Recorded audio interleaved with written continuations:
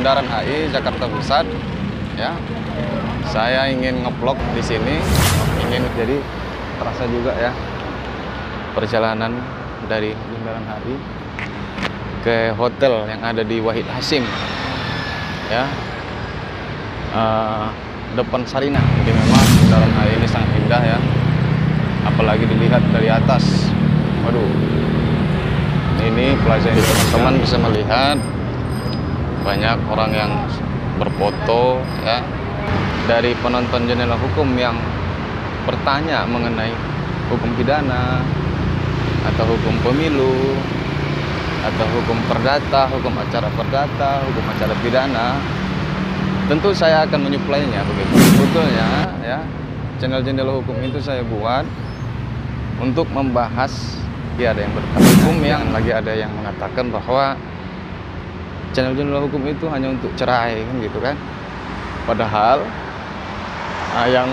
yang membuat kontennya aja belum menikah kan gitu kan.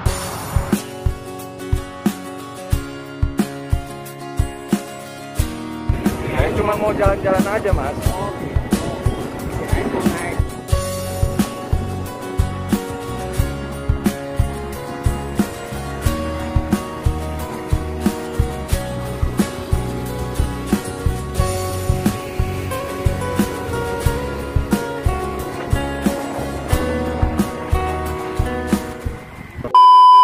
Assalamualaikum warahmatullahi wabarakatuh. Ya, selamat malam teman-teman semua. Kali ini saya berada di Bundaran HI, Jakarta Pusat.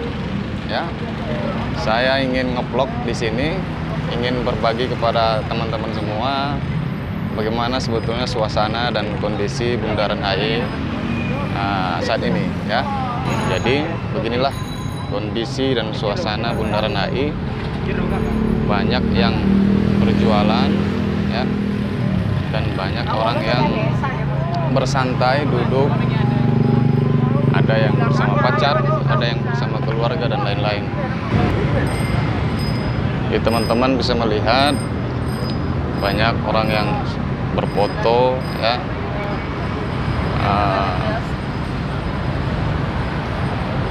banyak orang yang bersantai. Kebetulan malam ini bundarannya air mancurnya hidup ya, karena terkadang air mancurnya ini tidak hidup, jadi nampak tidak indah. Dan alhamdulillah kebetulan malam ini air mancurnya hidup, jadi bisa dinikmati. Ya, Bundaran HI ini kalau hari Minggu sering dijadikan sebagai lokasi CFD, Car Free Day ya. Ini dia monumen selamat datangnya yang dibangun oleh pada masa Soekarno. Ya, monumen ini melambangkan ucapan selamat datang. Makanya disebut juga monumen ini sebagai monumen selamat datang terhadap para atlet. Pada saat itu ada ajang perlombaan atlet yang diselenggarakan di Jakarta. Saya lupa tahun berapa, pastinya ini di zaman Soekarno. Jadi memang Bundaran HI ini sangat indah ya, apalagi dilihat dari atas. Waduh, ini Plaza Indonesia. Di belakang sana sangat ramai orang. Sana ada yang ngamen, ada yang jualan, ada yang lagi pacaran. Pokoknya sedap dah.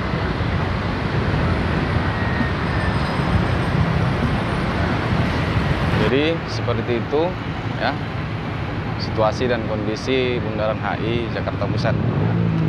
Nah, saat ini saya ingin pulang ke hotel. Kebetulan hotel yang saya tempati tidak jauh dari lokasi Bundaran HI. Jadi saya pulangnya berjalan kaki. Sekaligus saya ingin bercerita di video ini tentang, ada yang bertanya kepada saya, Bang, ini tentang channel Jendela Hukum ya. Bang, apakah memang channel Jendela Hukum itu hanya membahas tentang hukum keluarga, khususnya hukum perceraian? Jadi saya ingin menjawabnya di video kali ini. Sebetulnya ya, channel Jendela Hukum itu saya buat untuk membahas hukum yang tidak hanya berputar pada satu masalah saja, gitu. Tetapi juga channel hukum itu dibuat untuk membahas, sebisa mungkin membahas semua aspek hukum yang ada, gitu kan. Baik itu hukum pidana, perdata, hukum bisnis, hukum dagang, dan lain sebagainya. Karena kebetulan saya juga merupakan waktu kuliahnya itu jurusan pidana, kan begitu. Dan di dunia kerja saya berpengalaman di bidang hukum pemilu. Karena itu saya selalu mengambil bagian pada sidang-sidang perselisihan pilkada di Mahkamah Konstitusi. Karena memang posisi saya sebagai orang yang membantu divisi hukum sebuah lembaga penyelenggara pemilu.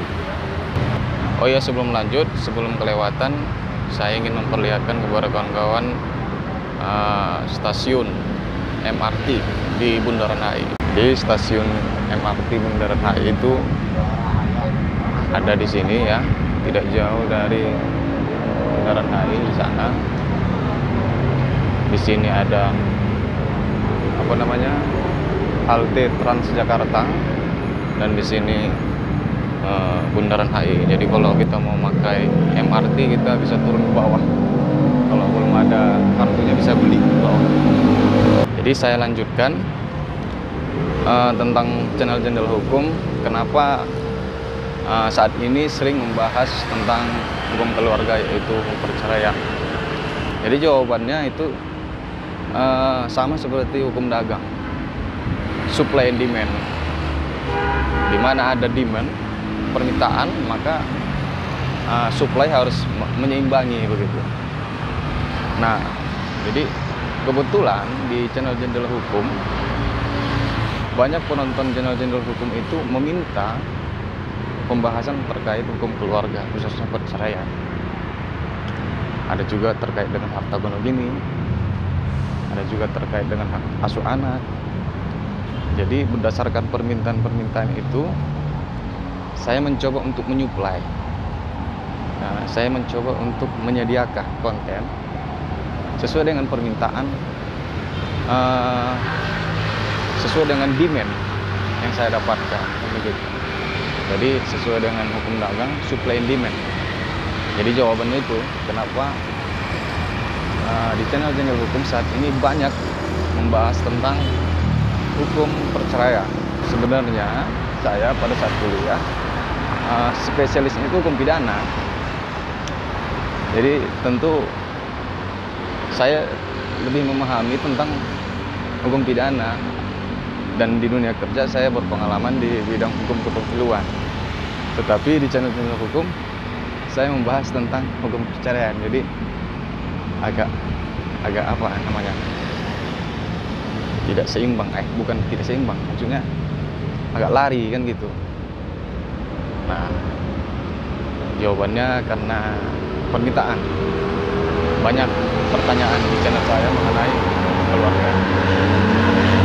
Itu artinya ya, kalau misalkan banyak dari penonton Jendela Hukum yang bertanya mengenai hukum pidana atau hukum pemilu atau hukum perdata, hukum acara perdata, hukum acara pidana, tentu saya akan menyuplainya, begitu.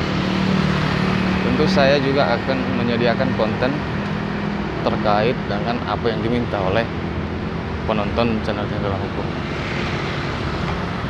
Jadi jangan lagi ada yang bertanya, jangan lagi ada yang mengatakan bahwa channel Jendela Hukum itu hanya untuk cerai, kan gitu kan.